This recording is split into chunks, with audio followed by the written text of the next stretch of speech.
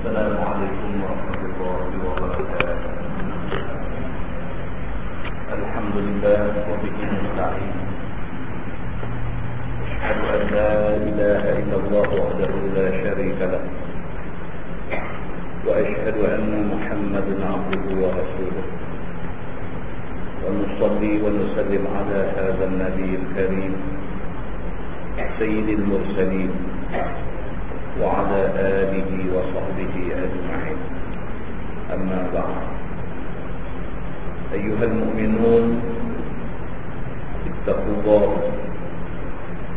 أوصيكم وإياي بتقوى الله، فقد فاز المتقون. Muslimin dan muslimat, mudah-mudahan dirahmati Allah Subhanahu wa ta'ala. Di dalam sebuah hadis an Mu'adz radhiyallahu anhu qala, qultu ya Rasulullah,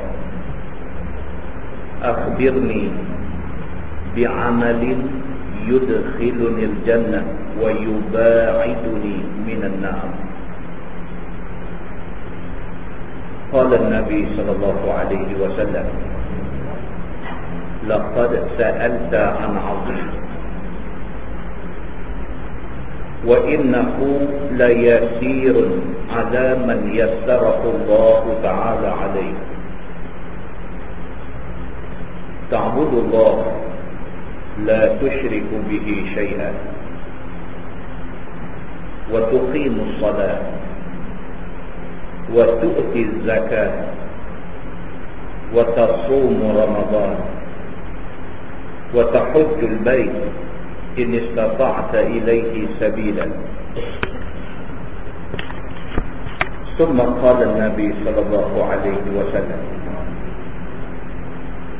ألا أدلك على أبواب الخير؟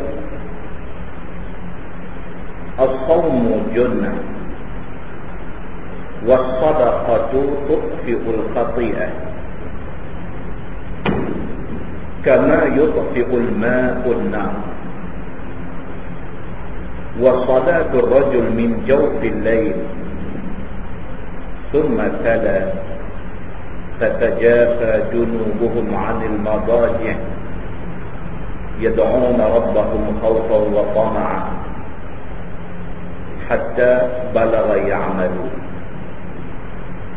ثم قال النبي صلى الله عليه وسلم ألا أخبرك برأس الأمر وعموده وذروة سنامه؟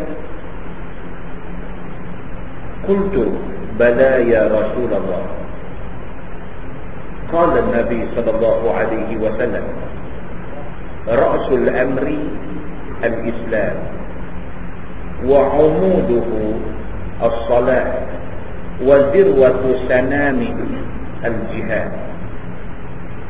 ثم قال النبي صلى الله عليه وسلم ألا أخبرك بملاك ذلك كله؟ قلت بلى يا رسول الله. فأخذ بلساني فقال النبي صلى الله عليه وسلم كف عليك هذا. قلت يا رسول الله وإنا لمؤاخذون بما نتكلم به؟ فقال ثكلتك أمك، ثكلتك أمك. وهل يكب الناس في النار على وجوههم إلا حصائد ألسنتهم، أو كما قال. Hadis riwayat Imam At-Tirmidzi daripada Mu'adz bin Jabal radhiyallahu anhu. Kata dia, pada satu hari aku kata kepada Nabi, ya Rasulullah, akhbirni bi'amalin yudkhiluni al-jannah wa yuba'iduni minan nar. Mu'adz bin Jabal ini bukan orang kecil-kecil, dia orang besar kedudukan di sisi Allah dan mendapat keutamaan kedudukan di sisi Nabi sallallahu alaihi wasallam. Dalam ramai-ramai sahabat, Nabi pilih dia untuk dihantar sebagai wakil Nabi untuk nak berdakwah di satu tempat nama Yaman. Ya begitu. Anak murid Nabi ramai, sahabat-sahabat Nabi ramai, tapi dia Nabi pilih untuk jadi wakil Nabi. Mana kata dia orang istimewa, orang yang ada kepercayaan Nabi pada dia.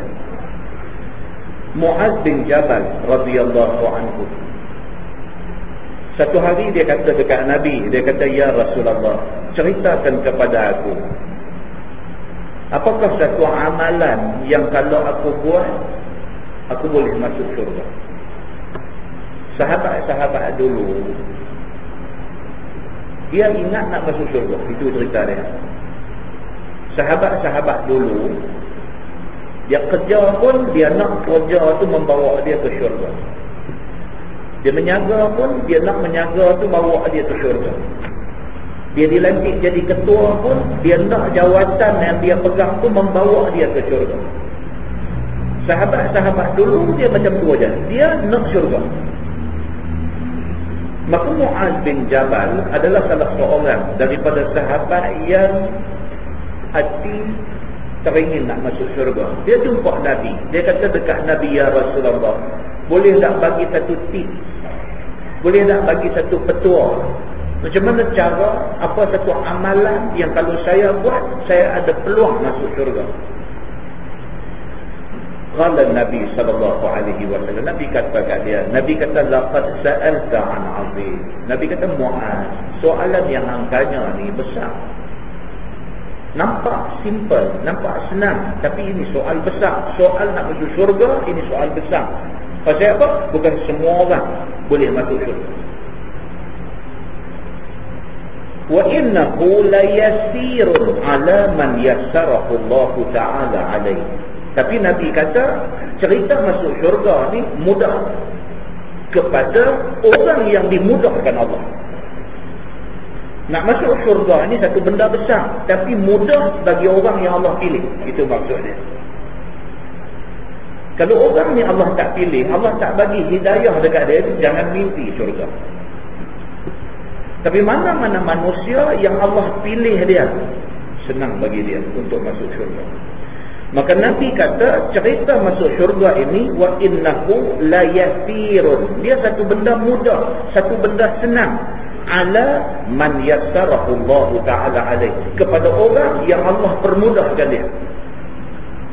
Semayang lah tuan-tuan, macam semayang ni, bagi orang yang biasa semayang, senang aja nak semayang. Masuk waktu sendiri, tiap-tiap ayat semayang sendiri semayang, mudah bagi dia, pasal Allah memudahkan dia.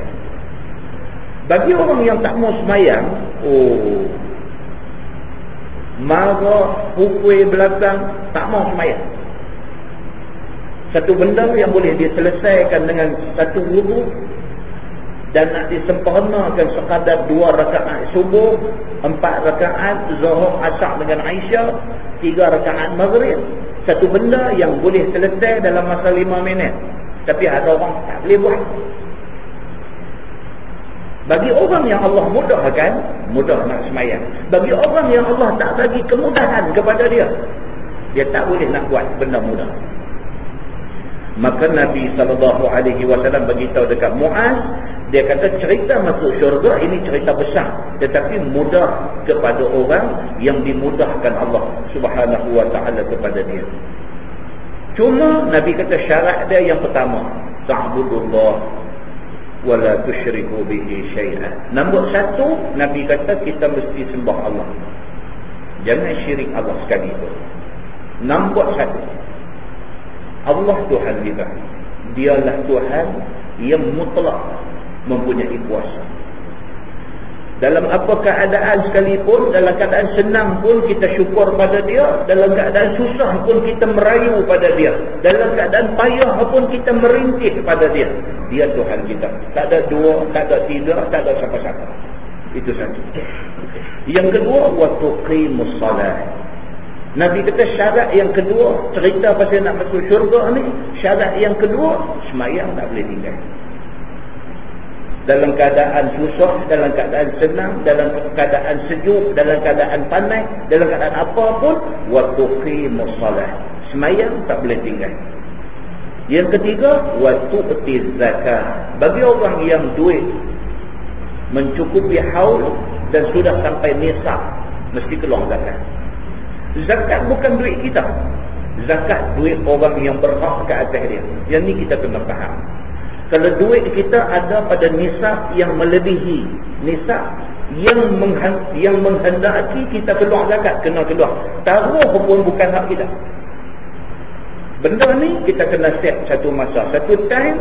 Okey, kata 15 Ramadan, itu haul kita. Tiap-tiap kali mai 15 Ramadan, kita akan tengok duit kita ada berapa. 2.5%, itu zakat. Buat keluar. Jangan duk sayang, jangan duk tengok, jangan duk berdolak dalih. Tak mah. Buat keluar 2.5%, ini hak orang. Taruh pun, kita taruh hak orang. Maka, mengeluarkan zakat ini syarat untuk syurga. Wa tasumu Ramadan, bulan puasa, kena puasa. Dan wa tahujjul bait in istata'ta ilaihi sabila. Dan yang kelima, Nabi kata cukup kemampuan haji ke Nabi. Tuan-tuan, benar ni nampak senang, nampak mudah, tetapi berat bagi orang yang tidak dimudahkan Allah Subhanahu wa ta'ala. Berapa banyak orang yang Allah Subhanahu wa ta'ala bagi kecukupan, bahkan lebihan rezeki, tak berasa nanti mereka. Tak ada dalam hati.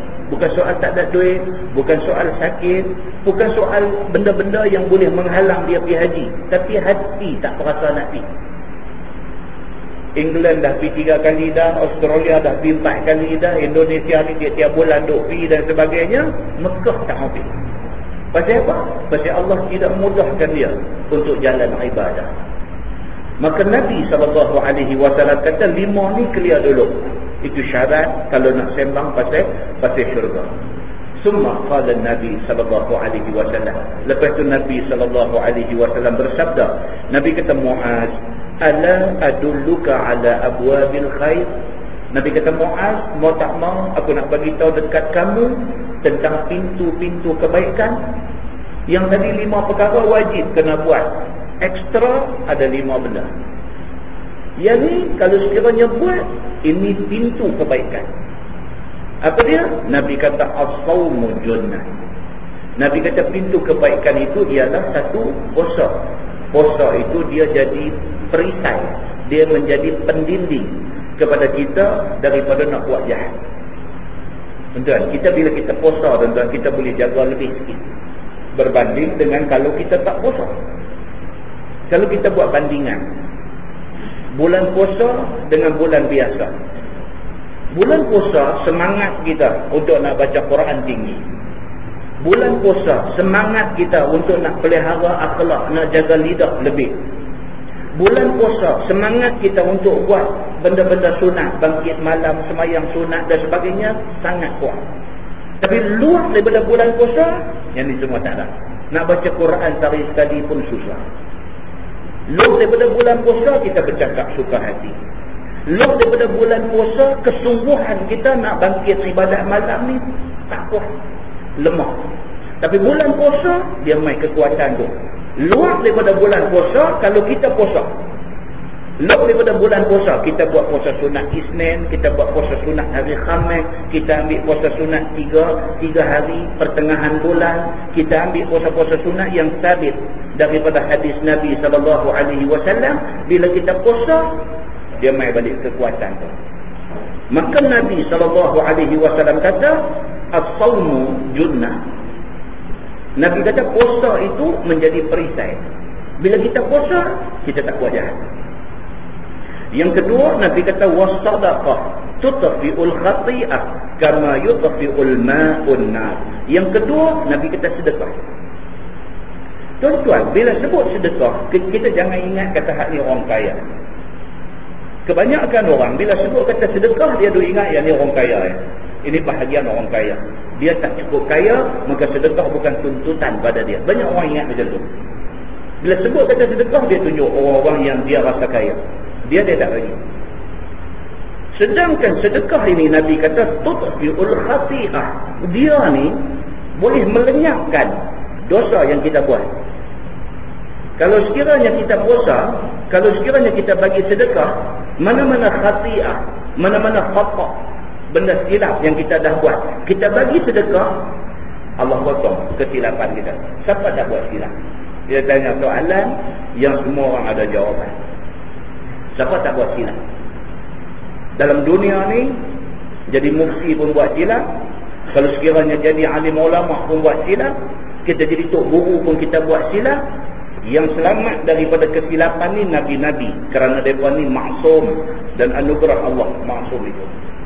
Lain daripada itu ada silap. Kita silap dengan Allah, kita silap dengan Nabi, kita silap dengan ibu bapa, kita silap dengan isteri, kita silap dengan anak, kita silap dengan jiran, kita silap dengan kawan-kawan. Kesilapan ni, bumi mana tak ditimpa hujan? Orang tanya. Mana ada manusia tak buat silap? Kesilapan adalah lumrah bagi manusia. Maka nak memotong, nak menghapuskan, nak tolak balik silap yang kita buat tu, Nabi kata as-sadaqah, sedekah. Tengok orang. Tak mesti semua orang minta kita bagi. Tapi orang yang Allah cuit hati kita suruh bagi, kita kena bagi. Kita tuan-tuan, kita bukan semua orang. Semua orang yang minta kita bagi, kita pun tak tahan. Tapi orang yang apabila kita tengok, dia hati ada usik sikit. Kesian dia ni. Bagi. Jangan ada fikir 10 kali. Dia ada main benda macam ni. Kadang-kadang kita orang yang minta kita tak suka bagi. Tapi orang yang kita tengok kita rasa nak bagi, kita bagi. Yang penting apa dia? Sedekah ni kena jalan. Sedekah kena jalan. Kita nak bagi dekat siapa? Allah aja tahu. Manusia tak payah tahu tak apa. Allah tahu. Ada orang dia buat komitmen. Ada orang dia buat komitmen. Dia pegang satu rumah anak yatim manakah, dia ada komitmen. Dia pegang satu tempat, setiap bulan dia bagi. Setiap bulan dia bagi. Siapa pun tak tahu, tempat yang terima saja tahu. Dia buat komitmen. Maka dengan tu selamat dia. Pasal apa? Sedekah menjadi amalan bulanan dia. Dan sedekah ni kebaikan dia apa? Tutfi'ul khati'ah. Dia boleh melenyapkan kesalahan kita yang kita buat dulu. Kama yutfi'ul ma'un nar. Seperti mana api yang menyala, jurih air terpadam api itu. Nabi kata. Dan yang ketiga, Nabi kata wassalatul rajul min jawfil lail. Yang ketiga, pintu kebaikan. Siapa buat 3 benda yang Nabi sebut ni, puasa, yang kedua sedekah, dan yang ketiga salatul rajul fi jawfil lail, sembahyang malam.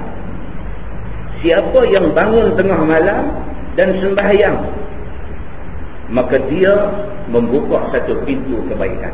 Tuan-tuan, orang buat sembahyang malam itu Tuhan bagi. Orang yang buat sembahyang malam itu Tuhan bagi. Setidak-tidaknya Tuhan bagi tenang. Satu benda yang ramai manusia akhir zaman tak dapat. Tenang. Duit ada tapi tak tenang. Rumah tangga ada tapi tak tenang. Anak pinak ada tapi tak tenang. Tenang ni, berasa lega, berasa selesa, tak serabut. Ini anugerah Allah. Allah bagi pada orang tertentu, dia tak bagi kepada semua. Maka bangkit tengah malam untuk nak sembahyang malam ni adalah pintu untuk kita dapat kebaikan. Kemudian Nabi SAW petik ayat surah Sajdah. Nabi SAW baca, tatajafa junubuhum 'anil madaji' yad'una rabbahum khaufan wa tama'an. Dia baca ayat tu sampailah kepada ya'malu. Dia kata ayat yang menceritakan tentang orang yang bangun sembahyang malam. Tatajafa junubuhum 'anil madaji'. Quran, Allah Subhanahu wa taala sebut dalam Quran, dia kata orang-orang yang bagus ni ialah orang yang menjauhkan, tatajafa, menjauhkan junub, lambung ataupun rusuk mereka ini, anil madaji', daripada tempat tidur pada waktu malam. Waktu malam semua orang merak dengan tilam. Lambung rusuk dua aja tilam aja. Dia menjauhkan rusuk dia daripada tilam semata-mata kerana nak sembahyang. Yad'una rabbahum khaufan wa tama'an. Berdoa dia kepada Tuhan dia dalam keadaan takut dan juga tamak mengharapkan keredaan Allah. Tuan-tuan, kita bila baca ayat ni, kita boleh letak cermin tentang kita. Kita baca ayat ni, kita tak cermin depan kita. Kita tengok muka kita sendiri. Aku buat tak benda ni? Dia kena macam tu. Kita bila baca ayat-ayat macam ni, ayat yang Allah Subhanahu Wa Taala menceritakan manusia yang baik, manusia yang bagus itu ialah manusia yang bila malam orang tidur, dia bangkit. Dia bangkit, dia ambil ayat semayang, dia semayang, yad'una rabbahum khaufan wa tama'a. Dia doa kepada Tuhan dia dengan penuh rasa takut dan tamak mengharapkan keredaan Allah Subhanahu Wa Taala. Kita ada benda tu. Tanya diri, kita ada buat dah benda tu? Umur kita malam ni dah 45, umur kita dah 55 malam ni, ada buat dah benda ni? Tak ada sekali dalam hidup kita, ada buat dah benda ni? Ataupun dengan nikmat yang Allah bagi dekat kita ni, patut-patut kita buat sebulan sekali. Ada tak kita buat sebulan sekali? Ada tak ada kita ni kekuatan yang Allah bagi dekat kita ni, kita setimpalkan dengan ibadat kita kepada Allah. Seminggu sekali kita bangkit buat. Ada tak ada kita buat benda ni? Tanya diri. Kalau kita tanya, kita nampak, oh aku buat. So, saya tengok orang punya kelemahan, tengok kelemahan diri yang terlampau banyak sampai kita boleh menangis kalau kita ingat kelemahan diri kita. Kemudian Nabi SAW bersabda, "Summa qala ala ukhbiruka bi ra'sil amri bi ra'sil amri wa 'umudihi wa dirwati sanami."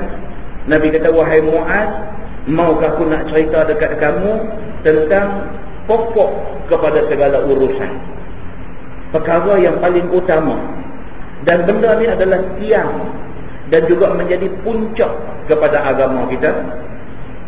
Kata Muaz, bala ya Rasulullah, saya nak tahu apa dia ya Rasulullah. Qala Nabi SAW, Nabi kata, keutamaan dalam hidup kita ialah al-Islam. Ra'sul amri al-Islam. Puncak kepada segala perkara kita ialah Islam. Kita nak Islam, itu nombor satu. Kita tengok sempena kemerdekaan, Ketua Hakim Negara Tun Fairuz, dia bagi satu ucapan, keluaran sahabat mendapat liputan yang meluas. Tun Fairuz, dia bagi satu ucapan, dia kata dalam kegairahan kita dia sambut merdeka dengan benderanya, dengan merdeka ni, dia kata dalam kegairahan kita menyambut kemerdekaan, kata Tun Fairuz, Ketua Hakim Negara. Kita tak sedang, dia kata, kita tak sedang, kata kita sebenarnya belum merdeka. Cakap yang mencanggah arus. Orang duk cakap ni kira seronok merdeka, dia kata balik main. Dia kata dalam kegairahan kita, seronok kita duk kata merdeka ni, kita bukan betul-betul merdeka. Dia sebagai Ketua Hakim Negara, dia bercakap dari segi undang-undang. Dia kata sampai hari ini Malaysia sudah merdeka 50 tahun, dia kata. Tapi kita masih lagi merujuk undang-undang kita kepada common law orang putih, dia kata. Di mana merdeka kita? Dia kata. Kita sudah 50 tahun mentadbir negeri kita sendiri. Kita meletakkan Islam sebagai agama dalam perlembagaan negara kita. Tapi dia kata sampai hari ini 50 tahun merdeka, undang-undang negara ni merujuk kepada common law orang putih, dia kata. So dia mencadangkan secara peribadi, dia sebagai Ketua Hakim Negara, dia mencadangkan supaya dibuat tindakan kepada undang-undang. Kita rujuk bukan kepada common law, dia kata, tapi kita rujuk kepada undang-undang yang sesuai dengan kita yang merdeka di Malaysia 50 tahun ni, dengan mengambil kira, dia kata, syariat Islam. Dia kata, oh cantik benda. Pasal keluar daripada mulut Ketua Hakim Negara, orang putih kata Lord President, keluar daripada mulut dia. Kita baca ni nak keluar ayat mata. Satu orang yang berpendidikan barat, berpendidikan orang putih, yang belajar ilmu undang-undang daripada orang putih, tiba-tiba sempena 50 tahun merdeka Malaysia ni, dia keluar benda tu di mulut dia. Allahu Akbar. Nak menangis tuan-tuan. Siapakah satu orang yang bersembang dengan dia, yang boleh menggerakkan hati dia untuk nak keluar benar. Selang satu hari, peguam negara pula, yang arif, apa nama, Tan Sri ke dia? Tan Sri ke apa? Gani Patai. Dia pula buat satu statement lagi. Dia menyokong kenyataan ketua hakim negara, dan dia kata sudah sampai masanya undang-undang di Malaysia ini dia ambil kira syariat Islam yang ada. Ya Allah, tuan-tuan, ketua hakim mewakili pihak mahkamah dan juga peguam negara mewakili pihak peguam, bercakap senada benda ni. Apa mau tunggu lagi, tuan-tuan? Apa mau tunggu lagi? Inilah masanya untuk buka hati, buka minda, tadah kerajaan Allah Subhanahu wa ta'ala. Duduk bincang macam mana cara kita nak selaraskan benda ni. Mana-mana suara yang bercakap yang tak setuju dengan cadangan yang dikemukakan oleh dua orang utama dalam undang-undang ini, kita tak mau kata apa. Orang yang paling faham tentang undang-undang dan memegang jawatan yang berkaitan dengan undang-undang mencadangkan benda ni. Kalau ada pihak yang tak reti undang-undang pergi bangkang, tak tahu nak kata. Muslimin dan muslimat yang dirahmati Allah. Islam kalau ditegakkan, dia tak menzalimi siapa-siapa. Jangan ingat kata kalau sekiranya undang-undang negara kita ini diselaraskan dengan Islam, dia akan menzalimi orang bukan Islam. Jangan ingat macam tu, kerana Islam tidak akan menzalimi siapa-siapa. Bahkan Islam akan memastikan semua manusia mendapat hak dia. Orang yang tak faham, dia tentang. Tapi setelah dia faham, dia akan kata, oh kita ni patut-patut buat lama dah benda ni. Pasal apa sampai hari ni kita tak buat benda ni? Ini Islam, tuan-tuan. Itu sebab Nabi SAW, bila Nabi kata dekat Muaz, dia kata, wahai Muaz, hang mau tak aku nak cerita dekat hang pokok kepada segala perkara? Pokok kepada segala perkara ialah al-Islam. Nabi kata Islam tu sendiri pokok. Wa umudihi as-salat. Tiang kepada Islam ini ialah sembahyang. Nabi kata sembahyang menjadi tiang. Wazir wa tusanami al-jihad. Dan puncaknya, kemuncaknya ialah kesanggupan untuk berjihad. Itulah habis maksimum. Kemuncak kepada segala perkara, dia sudah Islam, dia sanggup berjihad. Ini habis. Kemuncak kepada segala urusan yang ada dalam dunia ni. Kemudian summa qala Nabi SAW, kemudian Nabi kata, ala ukhbiruka bimilaki dzalika kulli. Wahai Muaz, mau tak aku cerita dekat kamu tentang pokok tangkal yang kontrol semua benda?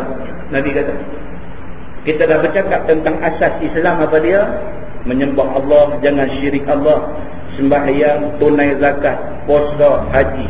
Kita dah cerita dah pintu kebaikannya apa dia? Pintu kebaikan ini orang yang rajin puasa, dia tercegah daripada buat jahat. Kita dah cerita dah kata sedekah boleh melenyapkan mana-mana silap yang kita buat. Kita dah cerita dah kata sembahyang malam menjadi pintu satu orang itu boleh jadi orang yang betul-betul baik. Kita dah cerita dah kepada puncak segala benda ialah Islam. Tiang kepada Islam adalah sembahyang. Dan kita dah cerita dah kemuncak kepada segala-gala yang manusia Islam ni mengaku dia terima dalam dunia ni ialah kesanggupan dia untuk berjihad. Nabi kata kesimpulan kepada semua benda ni sekali ada satu benda kontrol. Semua benda ni ada satu benda yang kontrol dia. Nak tahu ke apa benda? Muaz kata nak tahu ya Rasulullah. Fa akhadha bil lisani. Nabi jelek lidah dia. Nabi tunjuk lidah dia. Nabi buat begitu. Faqala Nabi SAW. Kemudian Nabi bersabda, Nabi kata kuffa alaika hadha. Nabi kata jaga benda ni. Nabi jelek lidah. Nabi kata ni, benda ni jaga. Nabi kata tahan benda ni.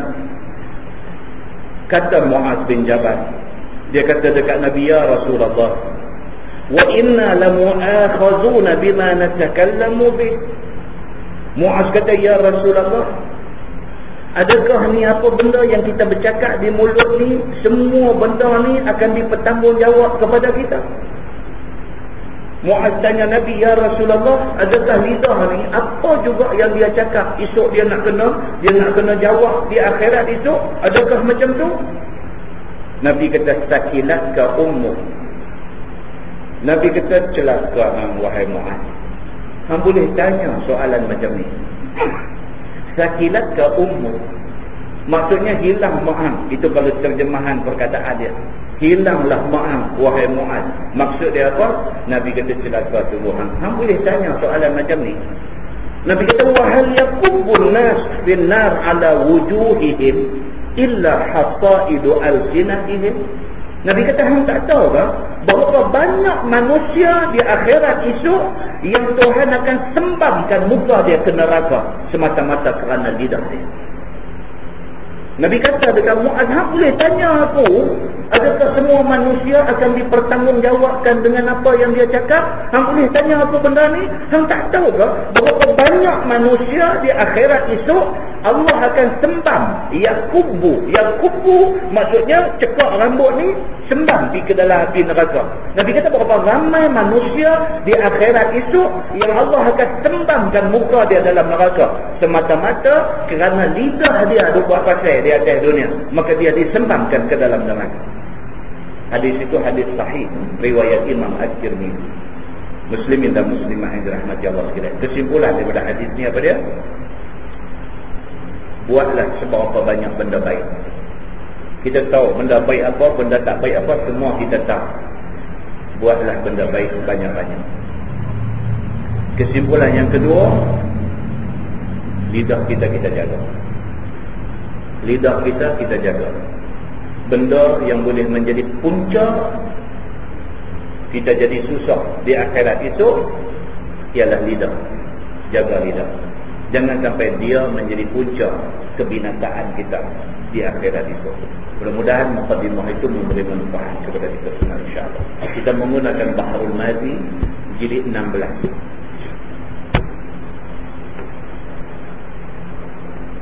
Muka surat 199. Bab ma jaa fil mukhatalati dunya bid-din. Iaitu bab yang datang pada menerangkan menipu daya dunia dengan agama.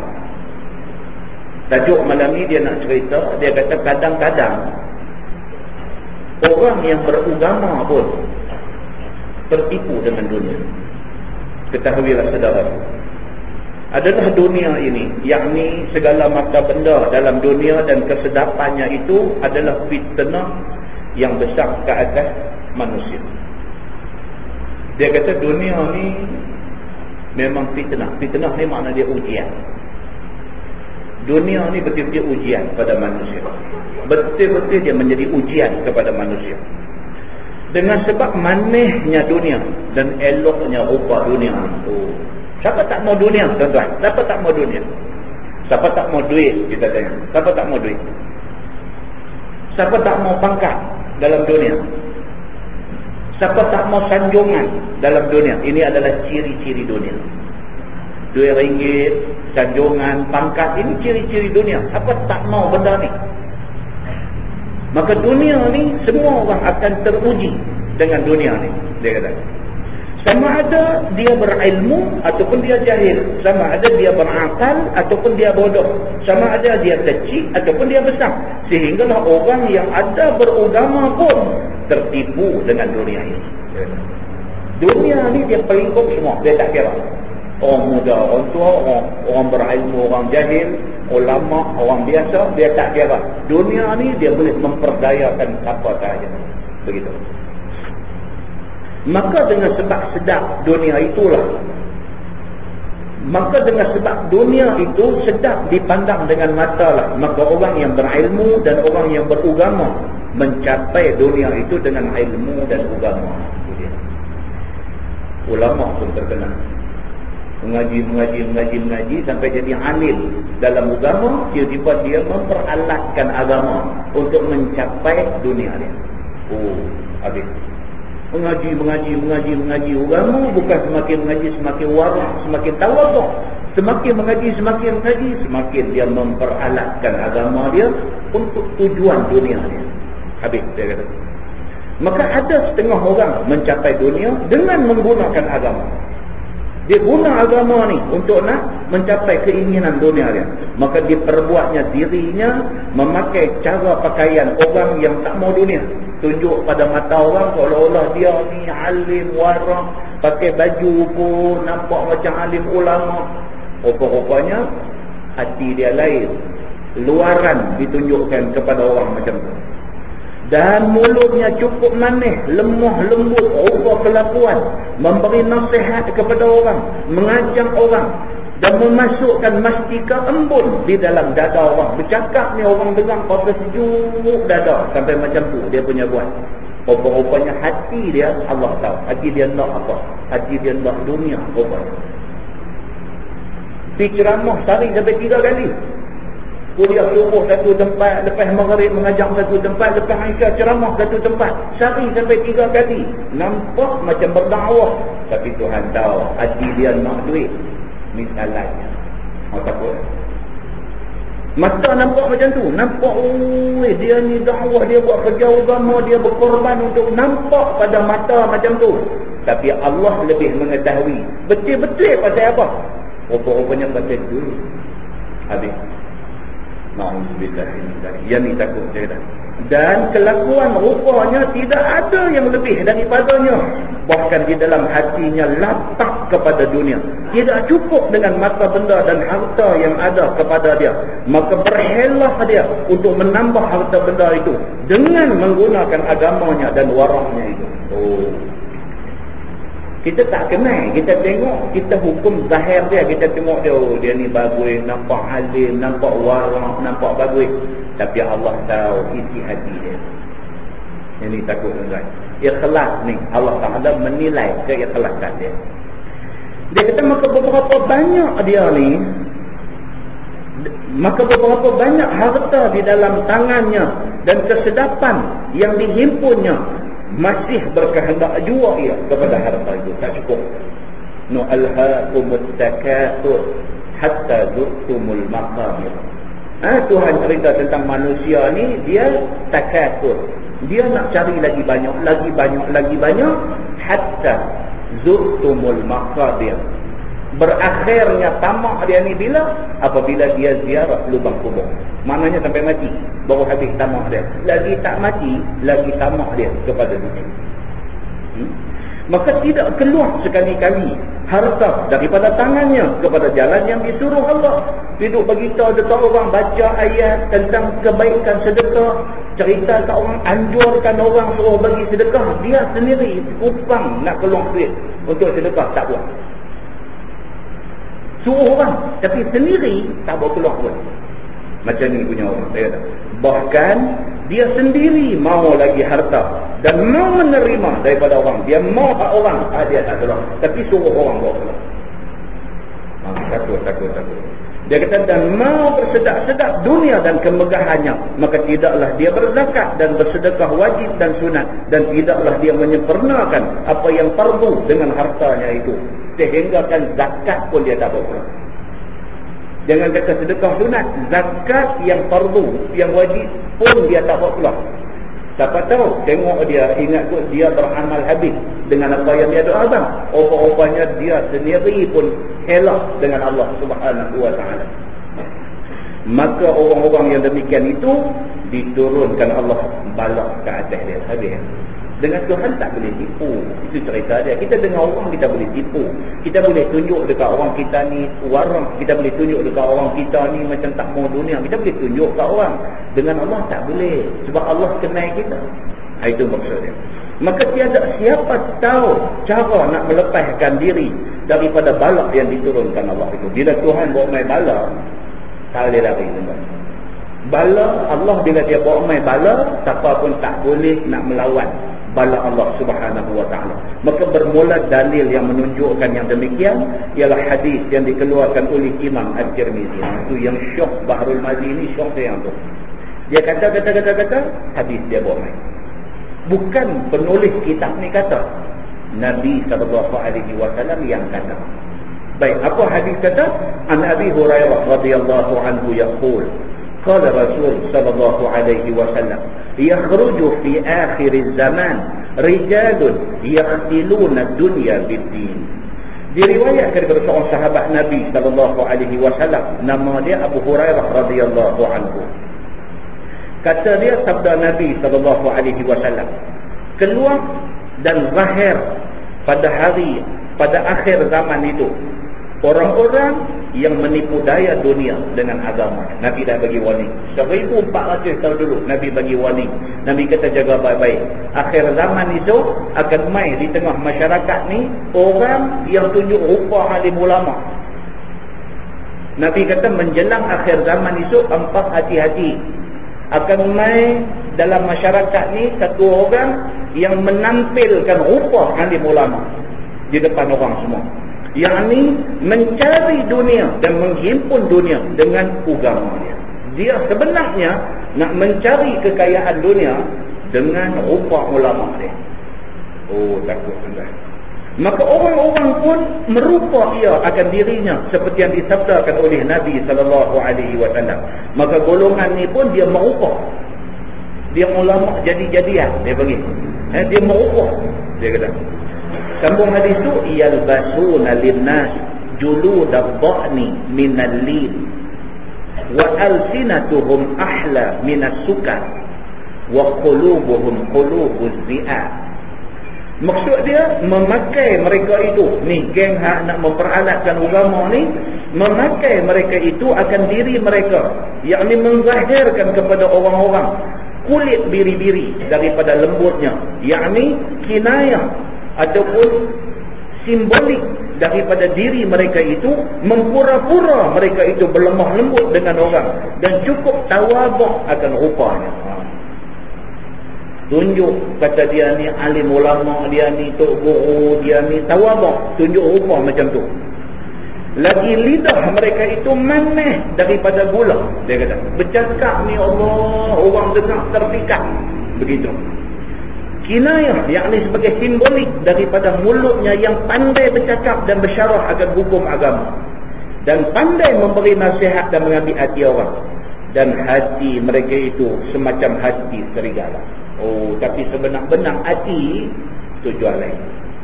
Bukan kerana nak cari keredaan Allah, tapi hati sebenar-benar apa? Dunia, nak cari duit. Misalnya, yang ni di dalam hatinya sehabis-habis hasad dan sehabis-habis lapang kepada dunia. Tiada nampak orang berharta, melainkan geram hati dia hendak. Dan tiada nampak jalan dapat harta, melainkan mau dia menghimpunnya dan juga mau dia mengambilnya dengan menzahirkan diri dia beragama. Ini yang kita memperalatkan agama.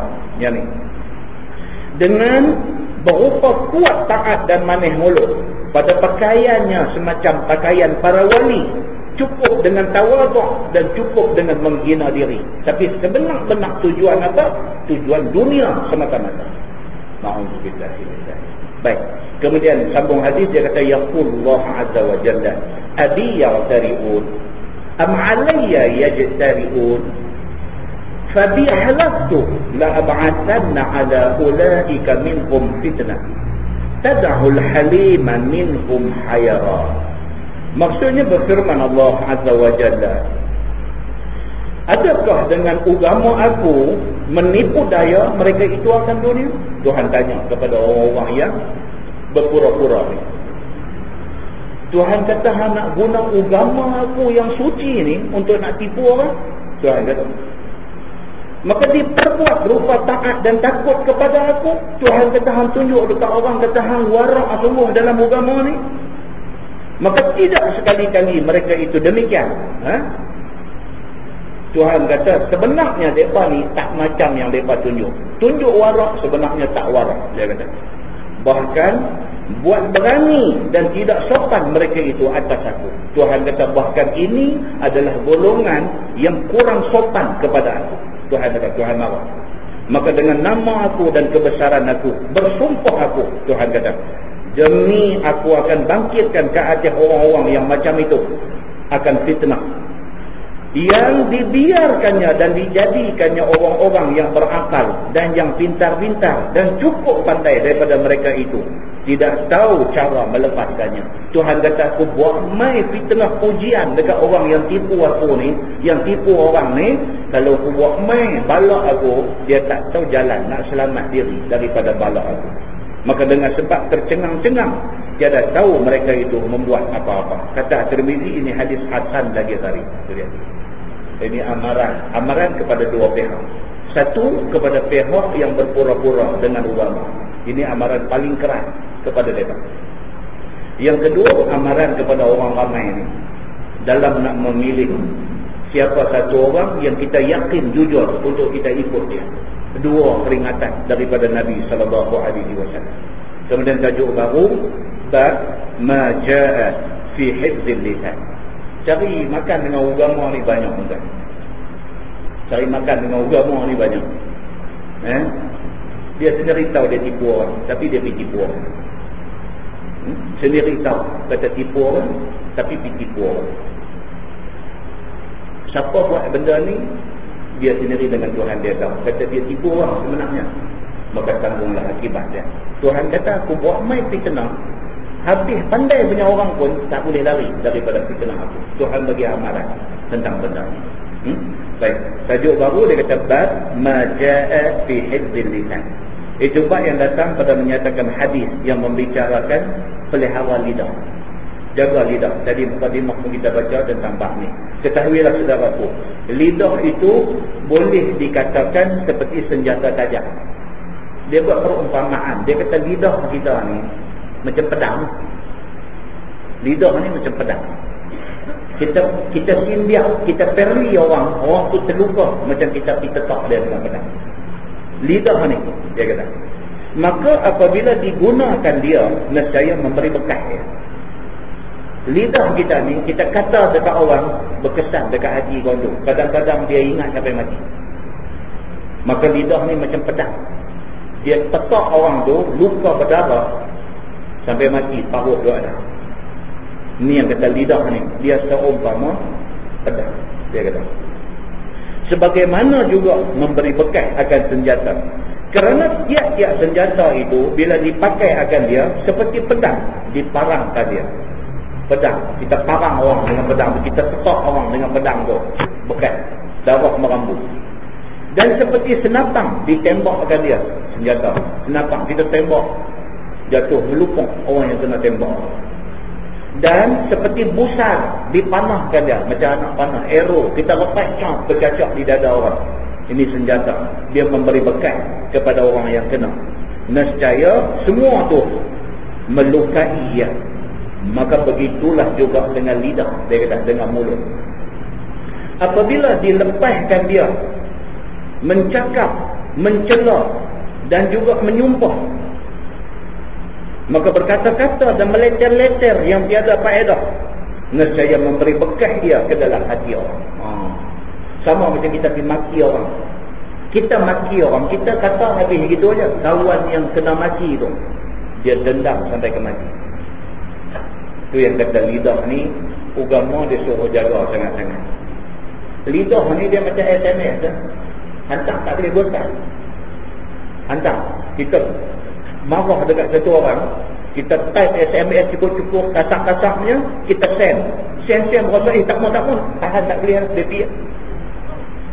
Mau tak mau, SMS yang kedua pula minta sorry balik.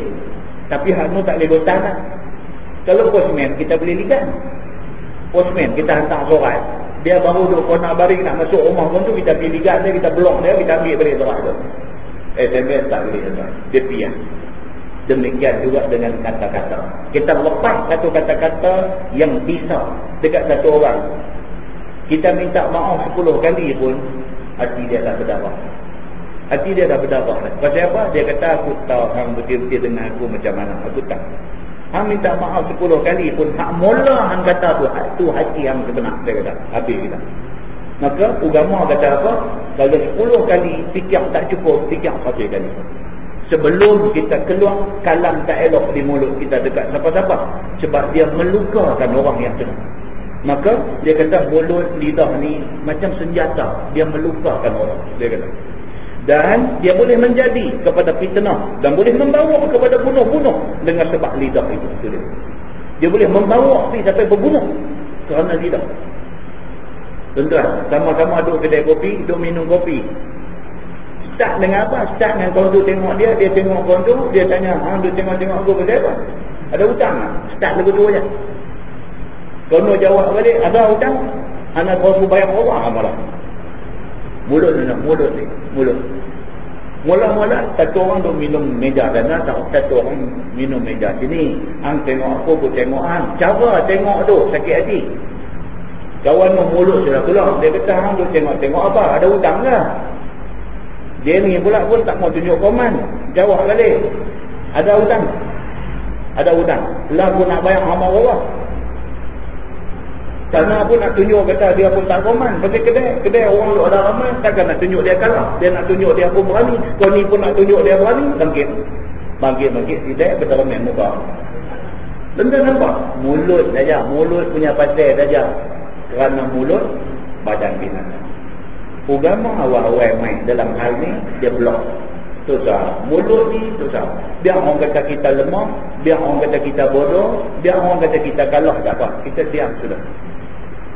Kita ingat hadis yang kita selalu duduk sebut, Sayyidina Abu Bakar As-Siddiq duduk sama dengan Nabi, mai kata orang duduk maki dah. Maki dia. Dia pun hangat juga dah. Dia tak jawab. Kata lagi, dia tak jawab. Kata lagi 3 kali. Dia pun, bukan dia kata balik dekat kau tu, cuma dia pertahan diri. Dia kata apa yang hang kata tak betul. Dia kata aku tak seperti yang hang kata. Abu Bakar jawab banyak tu, Nabi bangkit dia. Abu Bakar tak tolong. Bila Nabi bangkit ni, dia rasa tak seronok ni, aku buat benda salah kan. Nabi bangkit ni, ikut Nabi. Ditanya, ya Rasulullah, Nabi kata tadi macam orang tu duk kata dekat hang tadi, Nabi kata aku nampak malaikat turun main menafikan apa yang orang tu kata. Tapi bila hang jawab aja, malaikat meninggalkan hang. Nabi kata aku tak mau duduk dengan orang yang malaikat pun tak mau duduk dengan dia. Nampak kan? Kita tak jawab bukan makna kita kalah. Kita tak jawab bukan makna kita bodoh. Kita tak jawab bukan makna kita takut. Kita tak jawab bukan makna kita salah. Tapi kita tak jawab itu lebih baik daripada kita jawab. Kerana kadang-kadang jawapan itu bukan nak mengelakkan keadaan, dia merosakkan keadaan. Ini benda yang nak ditekankan oleh agama. Kita baca apa dia kata. Dia kata sebagai pula tabiat lidah itu, suka dia bergerak-gerak dengan suara umpat dan cekik. Lidah ni dia syok yang ni. Bercakap ni kalau tak kata ke orang, tak apa syok. Bercakap ni kalau tak umpat orang, tak apa karan. Bercakap ni kalau tak fitnah orang. Kalau bercakap ni umpat orang, fitnah orang, keji orang, condemn orang, dia syok. Dia syok. Dia boleh sembang sampai pukul 1 pagi. Syok bercakap benda-benda yang tak elok ni. Ini tabiat lidah, saya kata. Dan berkata-kata yang sia-sia. Lidah ni dia bercakap kadang, dia tak kata apa orang pun dia merepek. Dia merepek tak tahu apa benda yang tak ada faedah. Begitu. Maka jadi daripada umpat dan keji dan berkata-kata yang sia-sia itu, jadilah beberapa maksiat dan beberapa fitnah yang kemudiannya jadi membinasakan orang yang dikeji dan diumpat itu. Kita umpat satu orang. Orang yang kita umpat tak ada depan kita, tapi kawan yang dengar dia habaq dekat dia, habis rosak. Orang Melayu punya hadis, dia kata apa? Dia kata cakap siang pandang-pandang, cakap malam dengar-dengar. Maknanya kita nak cakap bila pun jangan kita anggap kata orang hadu dengar ni semua pro kita. Jangan. Dalam hadu dengar 5 orang tu ada seorang akan pergi habaq dekat kawan yang kita kata. Dia pergi habaq aja, at the moment dia pergi habaq, at that moment kita dengan kawan tu hubungan rosak. Satu orang pergi habaq, dia kata saya hari tu duduk sembang dengan Ustaz Samsuri, dia kata dekat Ustaz, balik. Dia tu dengar-dengar senyum pun jadi kemewel. Dia kata kat dia kata apa? Rosak.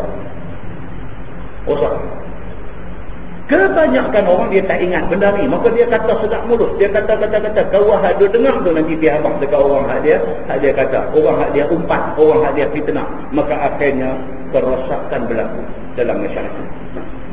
Saya kata tak ada guna pun kata kau orang ni. Baik, dia kata dan membinasakan orang yang mengeji dan mengumpat itu.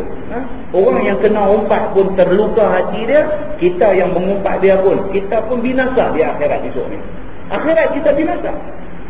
Kawan yang kita kata Aceh dunia dia dah rosak dah hubungan dengan kita. Ini cerita dia. Dia kata dengan kerana itu tiada jalan lepas daripada kebinasaan kerana lidah. Lidah ni buat rosak cukup banyak, saya kata lidah ni. lain daripada jangan digerakkan lidah itu melainkan kepada zikrullah. Lidah ni paling cantik apa dia? Zikrullah. Subhanallah, subhanallah, subhanallah. Alhamdulillah, alhamdulillah, alhamdulillah. Allahu akbar, Allahu akbar, Allahu akbar. Ni bagi banyak. Kebiasaan kita, tuan-tuan, kebiasaan kita masa muda, kebiasaan itu akan bawa bila kita tua. Ni, dia masa tua nak buat dia tak jadi, tuan-tuan. Kebiasaan kita masa muda, kebiasaan tu dia akan bawa pergi masa kita tua. Kita dah tua tak larat esok ni, tuan-tuan. Tenaga tak ada, kedarah tak ada. Duduk atas bangku tu, tangan tu pegang tasbih tu jalan. Pasal apa? Kebiasaan kita masa muda dulu zikrullah. Mulut nak ucap tak terkelup, tak larat dah. Pasal tenaga dah tak ada. Kita tua, umur dah 80, 90. Kita kedarah tak ada. Tenaga, energi tak ada. Tapi hati tu jalan. Hati tu jalan. Tangan tu pegang tasbih tu tarik. Subhanallah. Tenang tuan-tuan. Tenang aja. Kebiasaan ni kita nak start masa muda, dia nak bawa pergi esok ni. Kebiasaan kita masa muda baca Quran, sampai tua pun buka Quran tengok. Mulut tak boleh nak baca macam zaman muda dulu baca, boleh tu buat lagu sikit-sikit apa semua. Masa tua tak boleh dah, tapi buka Quran tengok tu hati tu baca. Hati duk baca, buka tu hati duk baca, a'udzubillahi minasyaitonirrajim, bismillahirrahmanirrahim. Hati duk baca, tabarakalladzi biyadihil mulku wa huwa ala kulli syai'in. Mata duk tengok, hati duk baca. Tuan-tuan, kita dah main umur 80, 90 lebih ni, kalau boleh dapat yang tu, nur dalam hidup kita. Nur Allah bagi. Ni benda ni dia tak boleh buat-buat. Amalan awal membawa ke hari tua kita. Dan berkata akan perkataan yang berfaedah, perkataan yang tiada menyakiti orang, dan perkataan yang tiada menyakiti diri sendiri. Mulut cakap macam tu. Jaga, jangan bagi sakit hati orang. Dan berkata-kata yang lain daripada zikrullah itu, biar kemudian daripada telah difikirkan bagus ataupun tidak memperkatakan dia. Jika bagus dan baik natijahnya dan elok maslahatnya, katalah. Kita nak kata satu benda tu, fikir bagi banyak kali. Bagus tak bagus? Bagus kita kata. Tak bagus kita telan untuk dalam perut kita telan kata. Itu lebih baik dia kata. Dan jika tidak baik, maka jangan kata. Maka itulah sebabnya syarak sangat-sangat memecut dan menggalakkan seseorang itu, biarlah memelihara lidah daripada kata yang sia-sia dan membawa kepada kebinasaan itu. Itu pasal agama ni ingat, peringat lagi. Jangan sampai kita salah guna lidah yang Allah bagi ini. Sebagaimana hadis yang dikeluarkan oleh At-Tirmizi, kata dia an Uqbah bin Amir radhiyallahu anhu qala, qultu ya Rasulullah, man najah? Qala amsik 'alayka lisanak wal yata'ka baituk wabki 'ala khati'atik. Diriwayatkan daripada seorang sahabat Nabi sallallahu alaihi wasallam, nama dia Uqbah bin Amir radhiyallahu anhu. Kata dia, telah bertanya aku kepada Nabi sallallahu alaihi wasallam. Kata aku, ya Rasulullah, apakah yang dikatakan kelepasan ataupun keselamatan itu? Uqbah bin Amir dia tanya Nabi, man najah? Dia kata, ya Rasulullah, keselamatan itu apa? Yang kata satu orang tu selamat dunia, selamat akhirat. Selamat tu apa ya Rasulullah? Yang ni apakah amal bagi menyelamatkan satu orang hamba daripada jahat diri dia? Bila didengar oleh Nabi SAW, lalu sabda Nabi kata, tahan olehmu akan lidah. Nabi kata selamat ni kalau orang tu boleh kontrol lidah dia selamat. Kalau dia boleh kontrol lidah dia selamat. Dia tak keluar cakap yang tak elok, maka tak ada orang yang sakit hati kat dia. Tak ada orang sakit hati kat dia selamat. Maka Nabi kata jaga lidah, maka kamu selamat. Yakni jika kamu nak selamat dan nak lepas diri kamu daripada binasa dunia akhirat, maka hendaklah jaga lidah kamu daripada bercakap yang sia-sia. Nabi kata begitu. Dan berkata-katalah akan perkataan yang jangan berkata-kata akan perkataan yang tiada faedah. Jaga yang tu. Dan tiada baik natijahnya dan maslahatnya. Benda yang tak bawa kebaikan tu cakap Nabi kata. Maka apabila engkau tahan lidah engkau daripada yang demikian itu, selamat engkau. Nabi bagi petua macam tu selamat. Kita adik-beradik bersama, kita adik abang kak, kita apa semua. Kalau kita bercakap lepas sampai ke telinga kakak kita, abang kita yang kita cakap tu, dia pun tak syak. Dia pun tak syak. Dia pun cakap sesuatu yang tak elok tentang kita sampai ke telinga kita pun tak syak. Adik abang kak tapi jadi sumbit. Jadi sumbit. Tak seronok. Nak pergi rumah dia pun tak seronok. Sebab pasal teringat-ingat kita ni ke benda yang dia kata kat kita. Teringat-ingat kita ni jadi sumbit. Hubungan jadi rosak. Kita sama kawan kita serupa. Sampai ke telinga kita kata dia ni kata macam ni. Betul tak betul itu dah jadi secondary. Dah jadi benda nombor 2. Yang pentingnya mai ke telinga kita kata dia kata ni tak syok. Dia jadi masam dah, dia jadi tawak dah, dia jadi kelak dah, dia tak manis dah. Pasal apa? Mulutnya pasal. Ini agama tu bagi ingat. Dan lepas dirimu daripada kebinasaannya itu. Kalau kita jaga, kita selamat daripada binasa. Dan lagi pula, hendaklah melapangkan engkau akan rumah kau. Ni yang kedua. Yang kata keselamatan itu ialah, Nabi kata apa? Ada rumah yang lapang. Ulama hadis bagi 2 tafsiran. Satu, dia kata rumah yang lapang, maksudnya rumah yang lapang, rumah yang luas. Ada 3 bilik, ada 4 bilik. Itu keselamatan. Mak ayah duduk 1 bilik, anak laki-laki duduk 1 bilik, anak perempuan duduk 1 bilik. 1 bilik buat bilik semayang. Kalau tetamu mai, tetamu duduk bilik itu. Itu kelapangan. Rumah yang lapang. Rumah yang lapang ni, dia memberi keselamatan kepada orang tu. Anak-anak tak berasa nak keluar daripada rumah. Pasal apa? Pasal dia ada bilik sendiri. Dia rumah dia. Dia okey, dia boleh duduk, dia seronok duduk di rumah dia. Tapi bila rumah sempit, buat rumah 2 bilik, mak dengan ayah 1 bilik, anak perempuan 1 bilik, anak lelaki nak duduk mana? Dia nak duduk mana? Dia tak ada bilik. Dia tak ada kawasan otonomi dia. Dia tak ada. Dia duduk ruang tamu, sekali tetamu mai, dia nak pergi duduk tak mana. Pergi duduk dapur, mak dia nak masak, dia nak pergi duduk tak mana. Dia masuk bilik pak dia kata, pergi keluar, dia nak duduk tak mana. Dia masuk bilik adik perempuan dia, bilik kak dia kata ni apa hang ni, keluar aku nak cari baju. Dia nak duduk tak mana. Akhirnya dia pergi duduk di shopping complex. Rumah tu rupanya Islam mengikhtiarkan rumah yang lapang. Orang yang dapat rumah yang lapang, dia mendapat keselamatan. Itu satu tafsiran. Tafsiran yang kedua, dia kata rumah yang lapang ni ialah rumah yang orang yang duduk tu rasa lapang. Itu pula satu tafsiran. Rumah tak besar mana, rumah low cost saja, tapi ada 3 bilik, tapi rumah tak lapang lah, rumah low cost. Tapi dia rasa ada kelapangan dalam rumah tu. Rumah tak besar mana, tapi dia duduk, dia rasa lapang, dia rasa lega duduk di rumah dia. Maka dia tak rasa nak keluar daripada rumah dia. Bagi dia, keseronokan dalam hidup dia ialah bila duduk di rumah. Alhamdulillah. Tu, nak dapat yang dulu. Bagi dia, keseronokan dia dalam hidup dia ialah bila dia ada di rumah. Dia kerja pun kira dia ingat seberapa cepat nak balik ke rumah. Bila sampai di rumah, kelapangan tu main dalam hati dia.